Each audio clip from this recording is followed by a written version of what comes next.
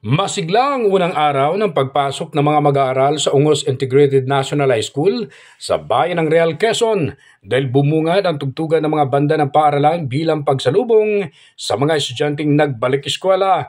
Ayon kay Ma'am Yulene Portales, Principal 3 ng nasabing paaralan na naging maayos ang unang arangkada ng balik eskwela ngayong taon na umabot sa mahigit 1,400 ang bilang ng mga learners base sa inisyal na datos dahil inaasahan pa ito na madadagdagan dahil tuloy-tuloy pa rin ang pagtanggap ng mga enrollees.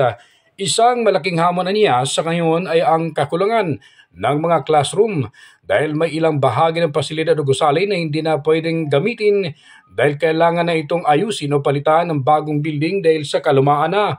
Dahil tiniyak ng prinsipal na maging ligtas ang lahat ng mga mag-aaral sa naturang paaralan. Sinabi ni Portales na ang naging sistema nila ngayon para ma-accommodate lahat ng mga estudyante ay dalawang shifting ang kanilang ginawang kapamaranan upang ang lahat ay ma-accommodate na walang maiiwan.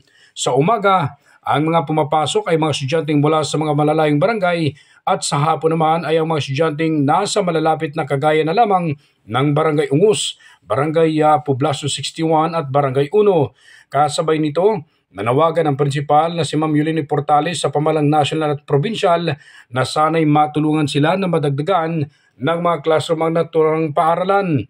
Pero isinisiguro ni Ma'am Principal na ang kanilang paaralan ay magiging kabilang sa number 1 sa pagpapatupad ng mga polisiya ng DepEd at kalidad na edukasyon na siyang pangarap ng nakararami. So panawagan po namin ay una, nagpapasalamat kami at merong kaming, siyempre binibigyan pansin kami pagdating sa mga technical assistance na kailangan namin. Pero ang pinaka ngayong kailangan namin, sana matugunan yung nakalista sa aming EBAIS, NSBI, nakakulangan sa classroom.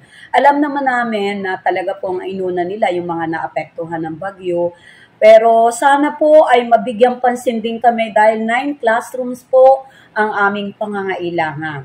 Kaya kami po'y nananawagan. Salamat po at doon naman po sa mga huli na mag-e-enroll dahil gusto po nila na makapag-aral dito sa kanilang sa aming paaralan ng Ungos Integrated National High School.